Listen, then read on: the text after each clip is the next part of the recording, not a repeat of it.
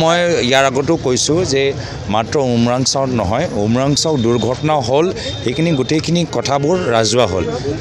নহ'লে এনেধৰণৰ বহুত অবৈধ কাম সমগ্ৰ অসমত চলি আছে, য'ত আমি এইটো সুপ্ৰিম কোৰ্টৰ উলংঘন, সুপ্ৰিম কোৰ্টে ৰায় দিছিল যে অবৈধ ৰেড হল মাইনিং হ'ব নোৱাৰে, আৰু সেইকাৰণে উমৰাংচাওত মৃতকসকলৰ প্ৰতি মোৰ গভীৰ সমবেদনা থাকিল, তেওঁলোকৰ পৰিয়ালৰ প্ৰতি মোৰ গভীৰ সমবেদনা জ্ঞাপন কৰিছোঁ, মৃতকসকলৰ বিদেহী আত্মাৰ সদ্গতি কামনাও কৰিছোঁ।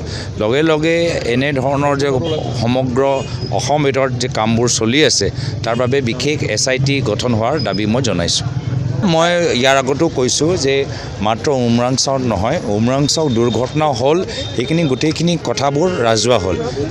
নহ'লে এনেধৰণৰ বহুত অবৈধ কাম সমগ্ৰ অসমত চলি আছে, য'ত আমি এইটো সুপ্ৰিম কোৰ্টৰ উলংঘন, সুপ্ৰিম কোৰ্টে ৰায় দিছিল যে অবৈধ ৰেড হল মাইনিং হ'ব নোৱাৰে, আৰু সেইকাৰণে উমৰাংচাওত মৃতকসকলৰ প্ৰতি মোৰ গভীৰ সমবেদনা থাকিল, তেওঁলোকৰ পৰিয়ালৰ প্ৰতি মোৰ গভীৰ সমবেদনা জ্ঞাপন কৰিছোঁ, মৃতকসকলৰ বিদেহী আত্মাৰ সদ্গতি কামনাও কৰিছোঁ।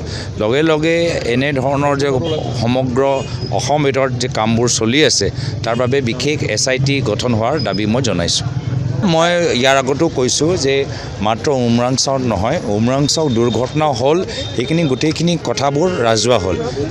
নহ'লে এনেধৰণৰ বহুত অবৈধ কাম সমগ্ৰ অসমত চলি আছে, য'ত আমি এইটো সুপ্ৰিম কোৰ্টৰ উলংঘন, সুপ্ৰিম কোৰ্টে ৰায় দিছিল যে অবৈধ ৰেড হল মাইনিং হ'ব নোৱাৰে, আৰু সেইকাৰণে উমৰাংচাওত মৃতকসকলৰ প্ৰতি মোৰ গভীৰ সমবেদনা থাকিল, তেওঁলোকৰ পৰিয়ালৰ প্ৰতি মোৰ গভীৰ সমবেদনা জ্ঞাপন কৰিছোঁ, মৃতকসকলৰ বিদেহী আত্মাৰ সদ্গতি কামনাও কৰিছোঁ।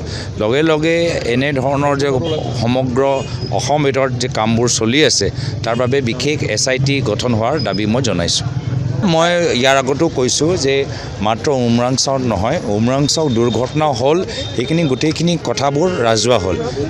নহ'লে এনেধৰণৰ বহুত অবৈধ কাম সমগ্ৰ অসমত চলি আছে, য'ত আমি এইটো সুপ্ৰিম কোৰ্টৰ উলংঘন, সুপ্ৰিম কোৰ্টে ৰায় দিছিল যে অবৈধ ৰেড হল মাইনিং হ'ব নোৱাৰে, আৰু সেইকাৰণে উমৰাংচাওত মৃতকসকলৰ প্ৰতি মোৰ গভীৰ সমবেদনা থাকিল, তেওঁলোকৰ পৰিয়ালৰ প্ৰতি মোৰ গভীৰ সমবেদনা জ্ঞাপন কৰিছোঁ, মৃতকসকলৰ বিদেহী আত্মাৰ সদ্গতি কামনাও কৰিছোঁ। লগে লগে এনেধৰণৰ যে সমগ্ৰ অসম ভিতৰত যে কামবোৰ চলি আছে, তাৰ বাবে বিশেষ SIT গঠন হোৱাৰ দাবী মই জনাইছোঁ। মই ইয়াৰ আগতো কৈছোঁ যে মাত্ৰ উমৰাংচাওত নহয়, উমৰাংচাও দুৰ্ঘটনা হ'ল, সেইখিনি গোটেইখিনি কথাবোৰ ৰাজহুৱা হ'ল। নহ'লে এনেধৰণৰ বহুত অবৈধ কাম সমগ্ৰ অসমত চলি আছে, য'ত আমি এইটো সুপ্ৰিম কোৰ্টৰ উলংঘন, সুপ্ৰিম কোৰ্টে ৰায় দিছিল যে অবৈধ ৰেড হল মাইনিং হ'ব নোৱাৰে, আৰু সেইকাৰণে উমৰাংচাওত মৃতকসকলৰ প্ৰতি মোৰ গভীৰ সমবেদনা থাকিল, তেওঁলোকৰ পৰিয়ালৰ প্ৰতি মোৰ গভীৰ সমবেদনা জ্ঞাপন কৰিছোঁ, মৃতকসকলৰ বিদেহী আত্মাৰ সদ্গতি কামনাও কৰিছোঁ। লগে লগে এনেধৰণৰ যে সমগ্ৰ অসম ভিতৰত যে কামবোৰ চলি আছে, তাৰ বাবে বিশেষ SIT গঠন হোৱাৰ দাবী মই জনাইছোঁ।